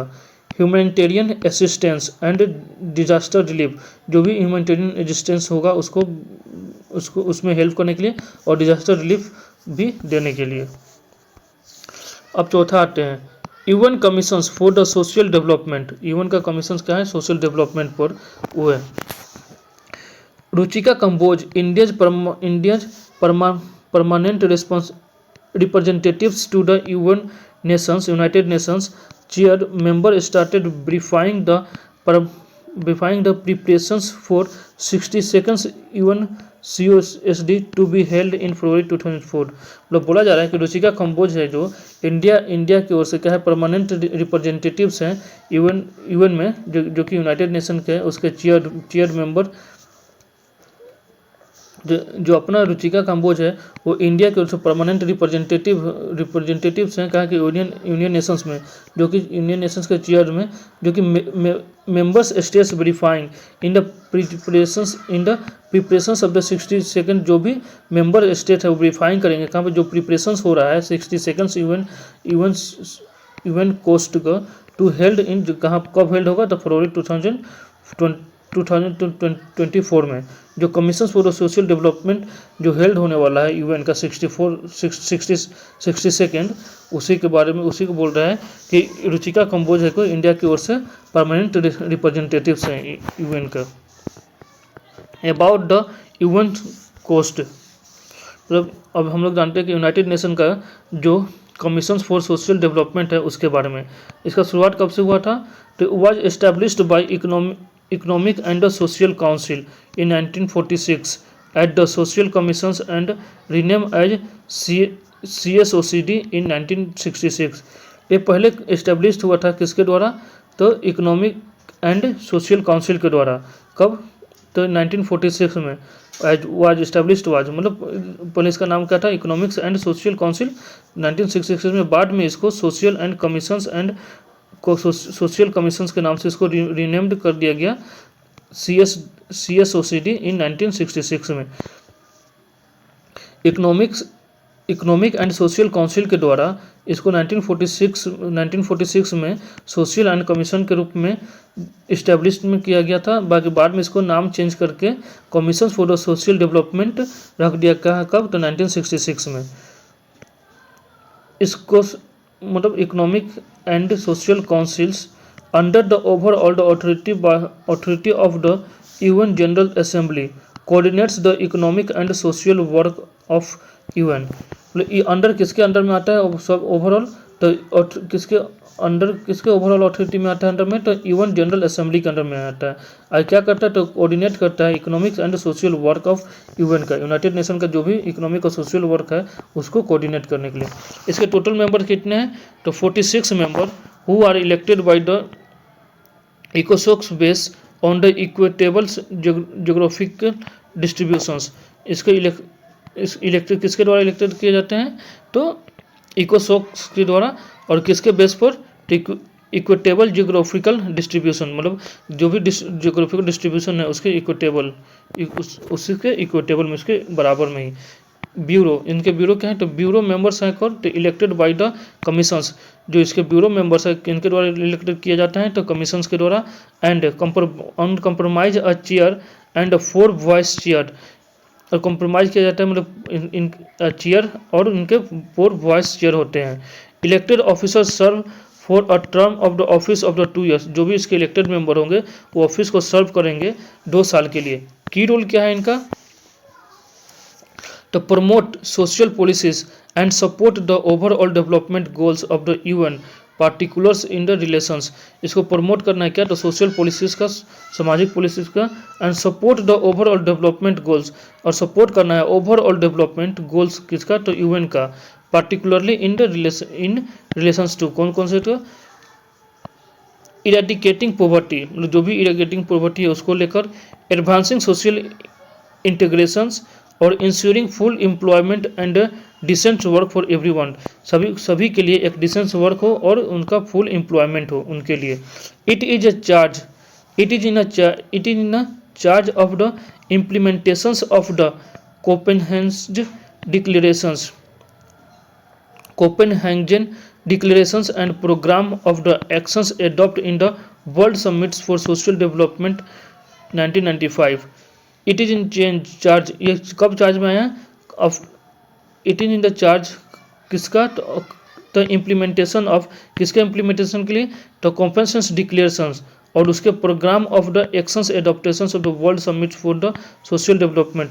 जो भी प्रोग्राम है एक्शन जो भी प्रोग्राम एक्शन डेवलपमेंट हुआ है किसमें, तो world summit for social development का इन 1995 में, तो उसी में ये चार्ज में आए थे और इम्प्लीमेंटेशंस करे थे क्या, और उनका इम्प्लीमेंटेशन करना था।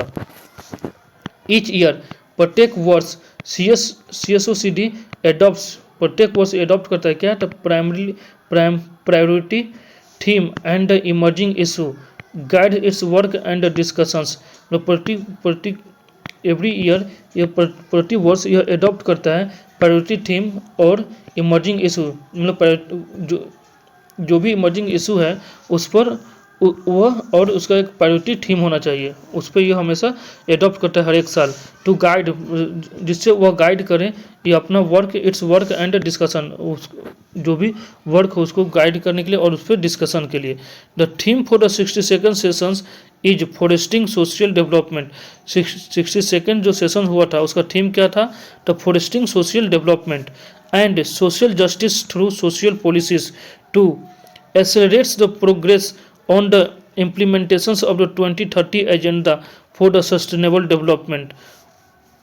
सोशल डेवलपमेंट था, फॉरेस्टिंग और सोशल डेवलपमेंट थीम था, और सोशल जस्टिस किसके थ्रू, तो सोशल पॉलिसीज के द्वारा, जिससे एक्सेलरेट किया जाए प्रोग्राम को और इम्प्लीमेंटेशन किया जाए 2013 एजेंडा का, सस्टेनेबल डेवलपमेंट का जो 2030 एजेंडा है उसका। एंड टू अचीव द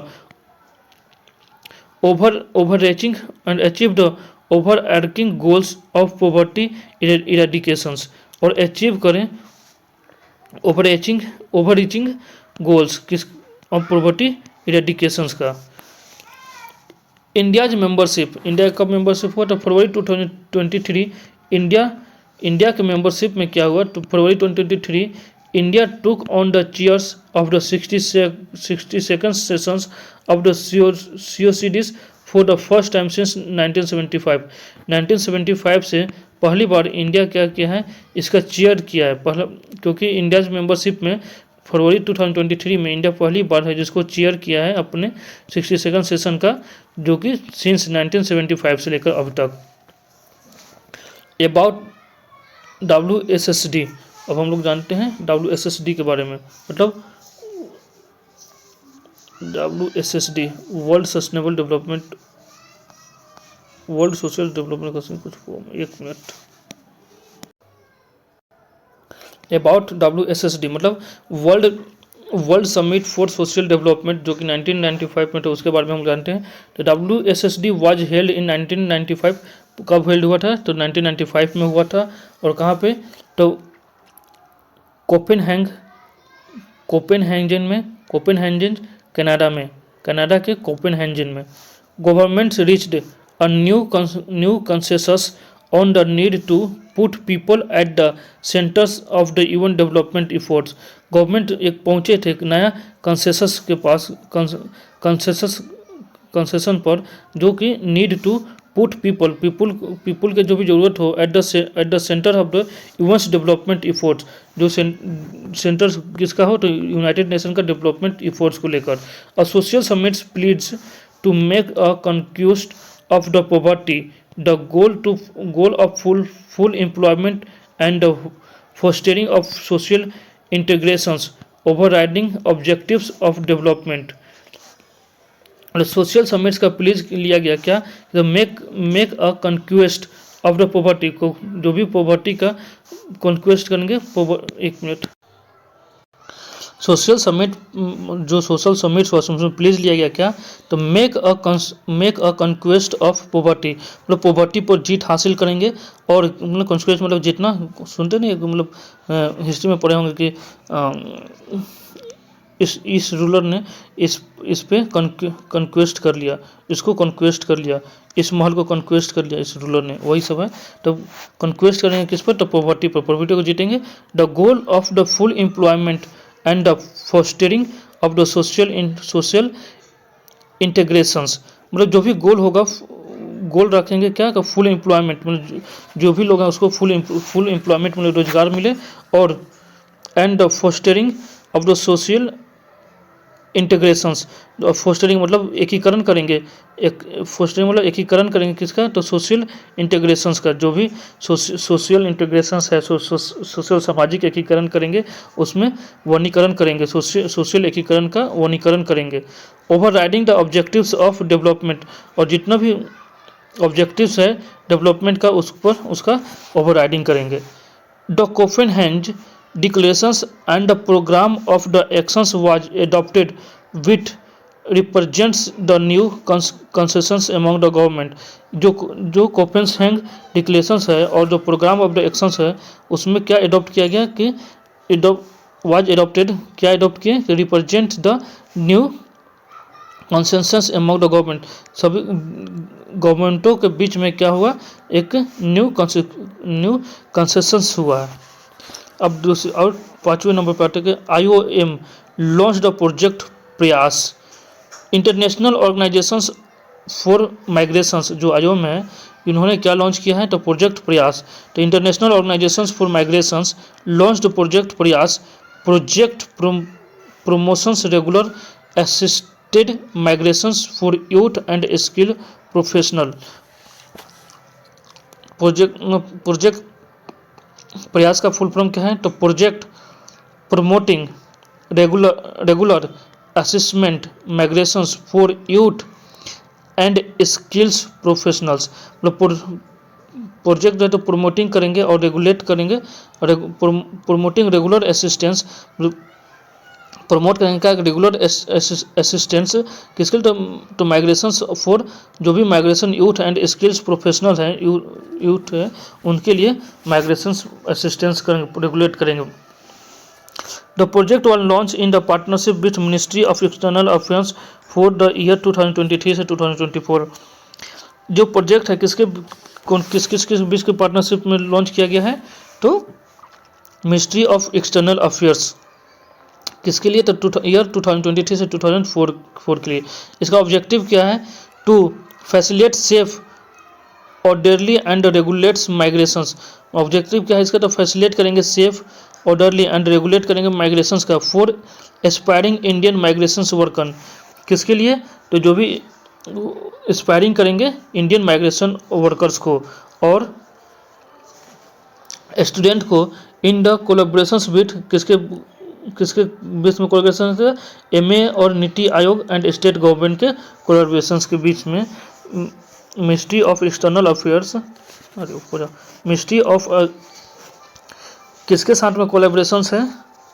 तो ministry of external affairs, NITI Aayog और स्टेट गवर्नमेंट के बीच में कोलैबोरेशन है, इस कोलैबोरेशन से क्या होगा कि यह इनका ऑब्जेक्टिव क्या है, उनके साथ में माइग्रेशन किया और इसके साथ में क्या फैसिलिटिंग करेंगे कि सेफ और ऑर्डरली एंड रेगुलर माइग्रेशंस किसके लिए, तो एस्पायरिंग इंडियंस माइग्रेंट वर्कर और स्टूडेंट के लिए।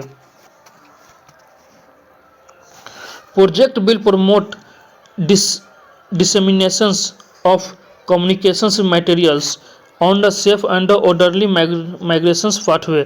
प्रमोट क्या करेगा, इसको प्रमोट करेगा, किस प्रमोट करेगा क्या, तो disseminations of the communications materials, जितने भी communications materials है उसके डिफरेंस का, और किस पर, तो safe and ordinary migrations pathway, जितने भी सेफ और ऑर्डरली माइग्रेशंस पाथवे हैं उस पर।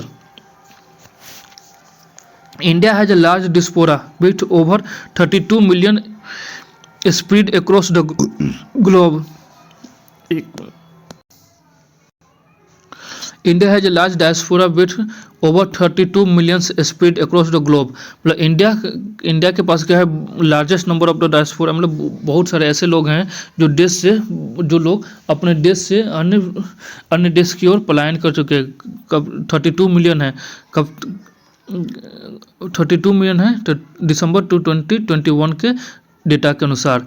Also India is the world largest recipients of remittance, और इंडिया को है वर्ल्ड का सबसे लार्जेस्ट रिसिपियंट्स है किसका, रेमिटेंस का, जो कि बाहर से कमा के जो लोग वर्कर हैं, जो स्टूडेंट्स जो बाहर से कमा कर जो अपने देश में पैसा भेजते हैं उसी को हम लोग रेमिटेंस करते हैं। जैसे कि अमेरिका के लोग हैं तो अमेरिका में डॉलर कमा कर भेज रहे हैं अपने इंडिया में, तो वो हो गया, उसको हम लोग रेमिटेंस कहते हैं।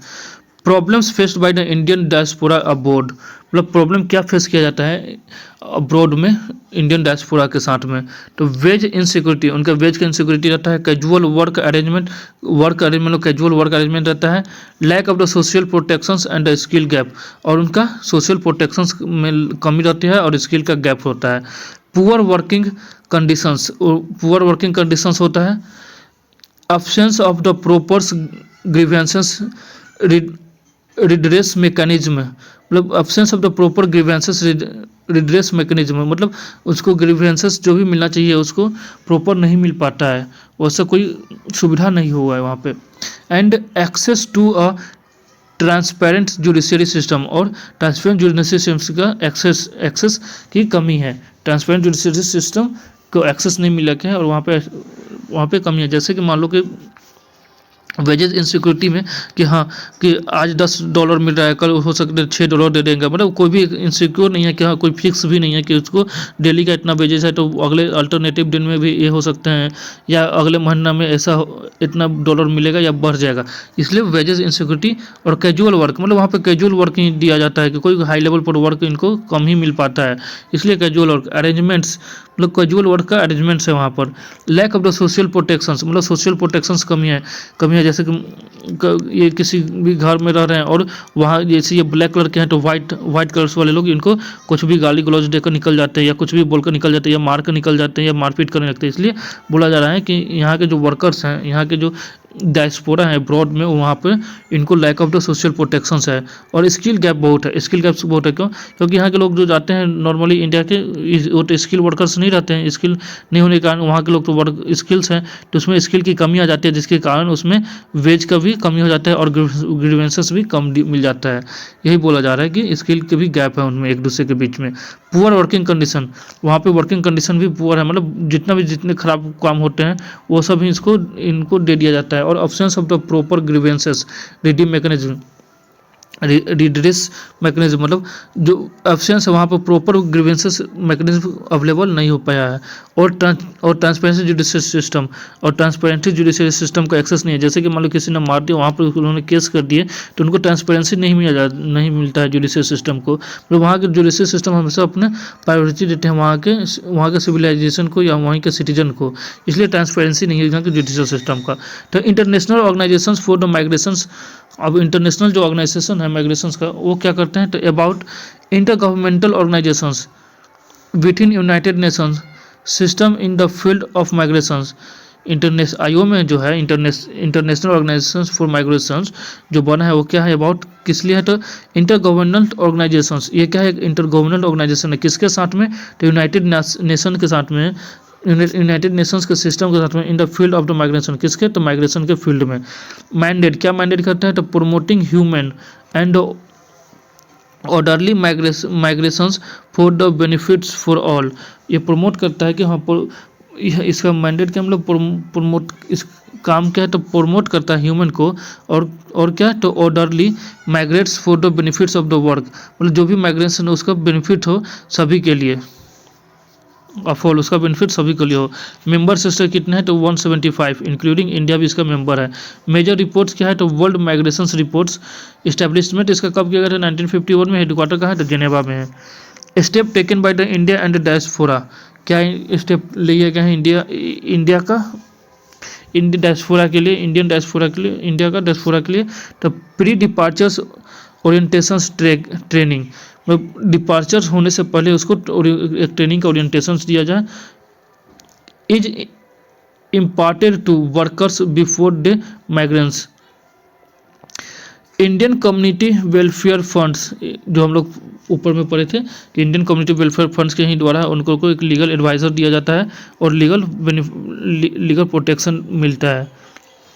For the assistance the overseas Indians in the time of the distress. मदद पोर्टल, वहाँ भी हम लोग पढ़े थे मदद पोर्टल के बारे में। Address the grievances related to Indians and the distress abroad, जो भी मतलब ग्रीवेंसेस दिया जाए रिलेटेड टू इंडियंस को और जो भी डिस्ट्रेस है अब्रॉड में उनको। नो इंडियन प्रोग्राम के बारे में जाना जाता है। To expose Indians young diaspora to various aspects of the contemporary Indian.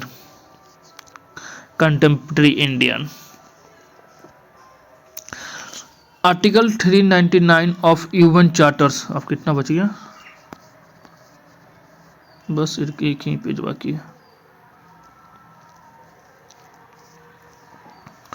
Article 99 of the UN charter, United Nation के चार्टर के आर्टिकल 99 क्या है, तो UN security general invokes article 99 of the UN charter to warn UN security council of the impending humanitarian crisis in Gaza.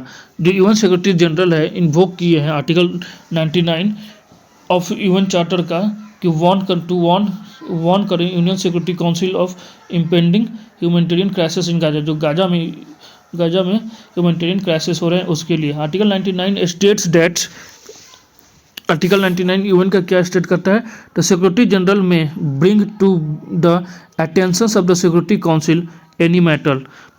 Security general may वो करेंगे bring करेंगे attention, मतलब attention लाएंगे अब किसका, तो सिक्योरिटी काउंसिल ऑफ कोई भी मैटर पर। सिक्योरिटी जनरल जो है वह ब्रिंग करें, वो मतलब लाएंगे क्या, अटेंशन किसका अटेंशन ऑफ, मतलब सिक्योरिटी काउंसिल का अटेंशन लाएंगे किसी भी मैटर पर विच इज द ओपिनियन में be threaten the maintenance of the international peace and security. जो ओपिनियन जो मैटर करेगा मेंटेन करने के लिए ऑफ इंटरनेशनल पीस और सिक्योरिटी का। Article 99 has been invoked on only 4 occasions in the past. Article 99 है सिर्फ पास्ट में पहले सिर्फ 4 बार ही इन्वोक किया गया है। UN charter is founding document of the United nation. UN charter क्या है, एक जो फाउंडिंग डॉक्यूमेंट है किसका, तो यूनाइटेड नेशन का। साइंड कब किया था, 1945 में इन सैन फ्रांसिस्को में। It codified major principles of the international relations like sovereignty equality of the states. ये कोडिफाइड करता है मेजर प्रिंसिपल्स, क्या एक को डिफाइड करता है मेजर प्रिंसिपल्स किसका, तो इंटरनेशनल रिलेशंस का, जैसे कि सोवरेनिटी इक्वलिटी ऑफ स्टेट का सोवरेन इक्वलिटी रहे। 75th anniversary of the UDHR motivated by the past world war. किससे ये मोटिवेटेड है, तो पास्ट वर्ल्ड वार से। तो universal declaration of the human rights was approved by UN general assembly on December 10, 1948। जो UHDR है, universal declaration of the human rights, किसके द्वारा अप्रूव्ड किया गया है? तो यूनाइटेड नेशन जनरल असेंबली के द्वारा। कब? तो दिसंबर 10, 1948 में। इसका की फीचर क्या है? तो recognised the inherent dignity of the all members of the human family is the foundations of the freedom justice peace in the world. मतलब ये रिकोगनाइज करता है क्या? इनहेरिटेंट डिग्निटी, इसके इनहेरिटेंट डिग्निटी है, किस एक इनहेरिटेंट डिग्निटी है किसका? Of all the members of the human family, जितने भी ह्यूमन फैमिली के मेंबर है सबका। इन द फाउंडेशंस ऑफ किसका? फ्रीडम में, जस्टिस में, पीस पूरे वर्ल्ड में। इट डिक्लेयर्स, ये क्या डिक्लेयर्स करता है? The human rights are universal, जो भी ह्यूमन राइट्स है वो यूनिवर्सल है। To be enjoy by all the people, सभी लोगों के द्वारा इंजॉय किया जाता है। No matters who they are और वेयर दे आर लिव, ये मैटर नहीं करता है कि वो कहाँ से, वो no matters who they are, वो कौन है और वो कहाँ रहता है। United universal declaration human rights together with the following international covenants make up the international bill of human rights. जो universal declaration of the human rights है वो एक साथ मिलते हैं, एक साथ मिलकर with the together with the following of the international covenant, international covenant के साथ मिलकर क्या बना है? मेकअप बनाते हैं क्या? तो international bill of human rights. उसके अंदर में क्या है? तो international covenant on civil and political rights, international covenant on economic and social cultural rights. It's outlines 30 fundamental rights in compassion, इसके आउटलाइन में क्या है? 30 फंडामेंटल राइट्स हैं। Civil and political rights such as the rights to life, liberty and privacy. तो civil and property rights में इनको मिला है क्या? तो राइट्स टू लाइफ, जीने का अधिकार, लिबर्टी और प्राइवेसी भी। Economic and social cultural rights, जो economic and social cultural rights उसमें क्या है? तो rights to social security, health and adequate housing, while not a legal binding treaty itself, जबकि इस पर नॉट लीगल बाइंडिंग है कोई भी ट्रीटी इन पर, it is a principles are part of the legal bonding international agreement, not legal binding treaty itself, इस पे ही ये लीगल बाइंडिंग नहीं है ट्रीटी, इस पर ही वाइल से, but it is principles are, इसके प्रिंसिपल क्या है? एक पार्ट है किसके? तो लीगल बाइंडिंग इंटरनेशनल एग्रीमेंट, जितने भी इंटरनेशनल एग्रीमेंट है उसके लीगल बाइंडिंग है और इसका प्रिंसिपल्स है, प्रिंसिपल पार्ट है किसका? तो legal binding of international agreements के। India and universal declaration of the human rights, universal declaration of human rights, India और universal declaration of human rights के बारे में क्या है? तो Hansa Mehta, a member of the Indian constituent assembly, is credited with the alternating all men are born free and equal, all human beings are born free and equal in article 1 of the UHDR। जो हर्षा मेहता है, members of the Indian constituent assembly के हैं, is credited with, इनको credit दिया गया है किसके? Credited with alternating, किसके साथ में? तो all mens are born free and equal to all humans beings are free and equal in article 1 of the UHDR से। अब आते हैं global cooperations and training framework, GCTF, global cooperations and training framework. US, India and Taiwan convenes a cyber security workshop to foster operational expertise and sharing the best practice under the GTCF। US, India और Taiwan मिलकर एक कन्वेन किए हैं क्या? तो cyber security workshop, जिसमें क्या? Cyber security of workshop to किससे? तो फोस्टर ऑपरेशनल, जल्दी से ऑपरेशनल एक्सरसाइज हो और शेयरिंग करे बेस्ट पार्टिसिपेट और शेयरिंग बेस्ट प्रैक्टिसेस, और शेयर करेंगे अपना बेस्ट प्रैक्टिसेस किसके अंडर में? तो global cooperations and training framework के अंडर में। GTCF was launched by US, किसके द्वारा लॉन्च किया गया था? तो US एंड ताइवान, कब? 2015 में। And was platform to utilise Taiwan's strength, और एज ए किसके लिए? तो एक ऐसा प्लेटफॉर्म जो यूटिलाइज करे ताइवान का स्ट्रेंथ, उसका शक्ति और expertise to address global issue, उसके स्ट्रेंथ को और एक्सपर्टीज़ को कि क्या कैसे ग्लोबल जो भी ग्लोबल इशू है उसको कैसे एड्रेस कर सके। GFCT allowed the practitioners from the ground the world to strengthen connections among experts on the topic like public health, supply chains, humanitarian assistance, digital health and the other regional issues।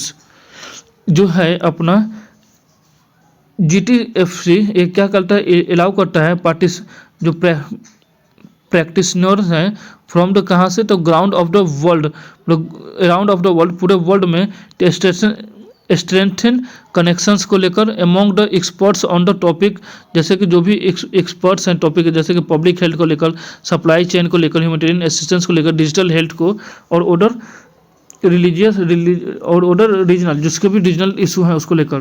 Taiwan, United Nation, Japan and Australia are its full members. Taiwan है जो United Nation, Taiwan, US और Japan और Australia क्या है इसके full member है।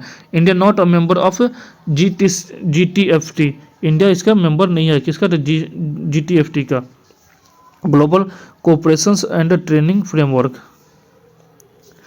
20 years of the UN conventions against the corruptions, 20 UN convention, United nation का conventions against corruption का 20 साल हो गया उसके बारे में। On December 9, 2023 UN CAC was signed in Mexico। 9 दिसंबर 2003 को एक साइन हुआ था, मतलब मेक्सिको में साइन हुआ किसके लिए, तो UNGC है, मतलब United nation convention against corruption के लिए इस मेक्सिको में साइन हुआ। It inter into force in 2005, और फोर्स में कब है, 2005 में। इसका की फीचर क्या है, United nation conventions against corruption के की फीचर क्या है, यूएन कन्वेंशन अगेंस्ट करप्शन का, तो ओनली लीगली बाइंडिंग, सिर्फ लीगली बाइंडिंग होंगे यूनिवर्सल एंटी करप्शन इंस्टीट्यूट्स, सिर्फ लीगली बाइंडिंग होंगे कौन, तो universal anti corruption institute. Parties कितने हैं, तो 190 इंक्लूडिंग इंडिया, 190 मेंबर हैं इंक्लूडिंग इंडिया भी उसके मेंबर्स हैं।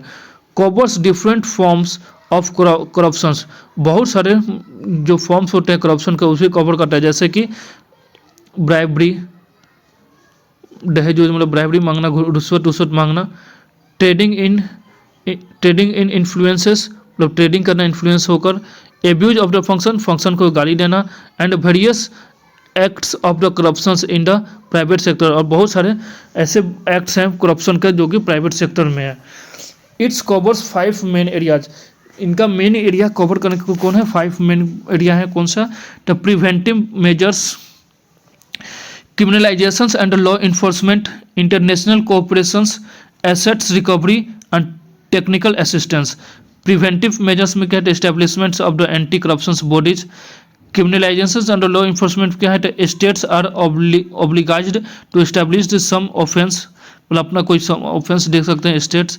इंटरनेशनल कोऑपरेशन में क्या है, states bound to render mutual legal assistance, मतलब स्टेट जो भी है वो बाउंड है क्योंकि वो दे सकता है कोई भी म्यूचुअल लीगल असिस्टेंस, इसलिए वो लगे international cooperations.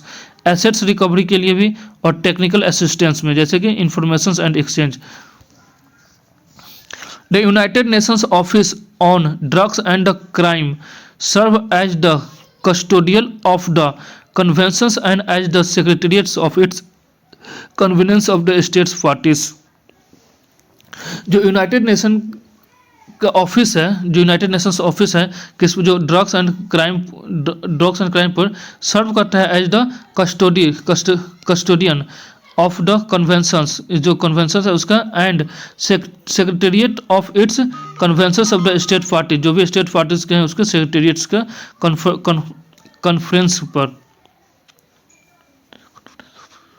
Conference of the state parties, अब conference of the state parties क्या है, it's main policy making body of the conventions, conventions का यह क्या है, मेन पॉलिसी मेकिंग बॉडी है। इट मीट्स एवरी 2 years, हमेशा 2 साल पर इसका बैठक होते हैं। And adopts the resolutions and decisions to further its mandates, और हम और एडॉप्ट करते हैं रेजुलेशंस और डिसीजंस को कि फर्दर में इसका क्या मैंडेट होगा और क्या कैसे नहीं होगा। सक्सेशन ऑफ द UNCAG, मतलब कि इसका सक्सेशन क्या है, यूनाइटेड नेशन का CSC के, मतलब यूनाइटेड नेशन का कन्वेंशन अगेंस्ट करप्शन के बारे में। प्रोविजंस, मतलब सक्सेस, मतलब अच्छा सक्सेस ऑफ, मतलब इसका अच्छा ही, मतलब अभी तक क्या गेन कर चुका है बोले, success of convention against corruption का यूनाइटेड नेशन का क्या है अभी तक success. Providing a comprehensive framework to combat corruption, अभी तक ये क्या किए हैं, कॉम्प्रिहेंसिव फ्रेमवर्क प्रोवाइड किए हैं किससे लड़ने के लिए, तो करप्शन से। नियर यूनिवर्सल रेटिफिकेशन, अभी तक कम से कम क्या है, यूनिवर्सल रेटिफिकेशन हो चुका है। इट्स रिव्यू मैकेनिज्म, इसके पास इसके ये क्या है, एक रिव्यू मैकेनिज्म है। Is triggering concrete anti corruption measures, और क्या करता है, ट्रिगरिंग करता है किसका, कंसर्न्स और triggering concrete anti corruption measures को लेकर। कंट्रीब्यूट करता है इस्टेब्लिश करने के लिए new institutes and anti corruption policies, नए इंस्टीट्यूट को और एंटी करप्शन पॉलिसीज को ये कंट्रीब्यूट करता है इस्टेब्लिश, मतलब स्थापना करने के लिए। चैलेंजेस क्या है यूनाइटेड नेशन का, UNCSC, मतलब काउंसिल अगेंस्ट करप्शन का चैलेंजेस क्या है, डज नॉट डिफाइन करप्शंस, ये अभी तक डिफाइन नहीं कर पाया है कि हाँ करप्शन क्या होता है क्या नहीं होता है। इसका बहुत बड़ा चैलेंज तो यही है कि करप्शन को डिफाइन नहीं कर पाया है। Gap exist between law institutes and their effectiveness, मतलब गैप है किसके बीच में, तो गैप अभी भी गैप एग्जिस्ट करता है किसके बीच में, लॉ और इंस्टीट्यूट के बीच में, और ये क्या कहें, देयर इफेक्टिवनेस, और उसके इफेक्टिवनेस का भी गैप है। Review process does not required civil society engagement, इसका जो रिव्यू प्रोसेस है वह रिक्वायरमेंट नहीं करता है सिविल सोसाइटी इंगेजमेंट, जो भी सिविल सोसाइटी इंगेजमेंट है उसका यह रिव्यू प्रोसेस में यह रिक्वायर नहीं करता है। ये था चैलेंजेस ऑफ UNCS का। अब हम लोग आते हैं tax inspectors without border, TIWB, मतलब टैक्स इंस्पेक्टर्स विदाउट बॉर्डर, कोई भी मतलब टैक्स का इंस्पेक्टर किया जाएगा विदाउट कोई भी बॉर्डर के बिना। तो TIW will launch a programme in Saint Lucia and India has been chosen as a partner administrative, मतलब जो है टैक्स इंस्पेक्टर्स विदाउट बॉर्डर का जो प्रोग्राम है कहाँ पे लॉन्च किया गया था, तो सेंट लूसिया में, और इंडिया का है, इसके इंडिया भी है chosen as a partner administrative, India as a partner administrative India भी है। India will provide tax experts for this programme, India provide करेगा क्या, टैक्स एक्सपर्ट्स इस प्रोग्राम के लिए। About TIWB programme, tax inspectors without border के बारे में। It is a joint initiatives of the organisations for the economic cooperation and development, यह क्या है, एक ज्वाइंट इनिशिएटिव है, एक शुरुआत किया गया है ज्वाइंट किसका, तो OECD का, organisations for the economic cooperation development का एक यह ज्वाइंट इनिशिएटिव है। और यूनाइटेड नेशंस डेवलपमेंट प्रोग्राम का किसका ये ज्वाइंट इनिशिएटिव है, तो organisations for economic cooperation development OECD और किसके बीच में, तो UNDP, united nation development programme का एक ज्वाइंट इनिशिएटिव है। It facilitates the transfer of the tax audit knowledge and skill to developed countries tax administrations using a practical learning by dropping approach, ये facilitate करता है क्या, तो transfer of the tax audit knowledge, जो भी tax का transfer हो रहा है उसके ऑडिट का नॉलेज, और skill to developing countries tax administration, और स्किल किसके लिए, तो डेवलपिंग कर सके कंट्रीज का टैक्स एडमिनिस्ट्रेशन का, किसको यूज करके, तो use a practical learning by doing, practical learning by doing approach के कारण। ये था अपना TIWB। अब नेक्स्ट पे आते हैं। नेक्स्ट कंप्लीट हो चुका है, ये हम लोग का टोटल हो चुका है इंटरनेशनल रिलेशन। तो अब अगले वीडियो में हम लोग देखेंगे इकोनॉमिक्स, स्टेट फाइनेंस।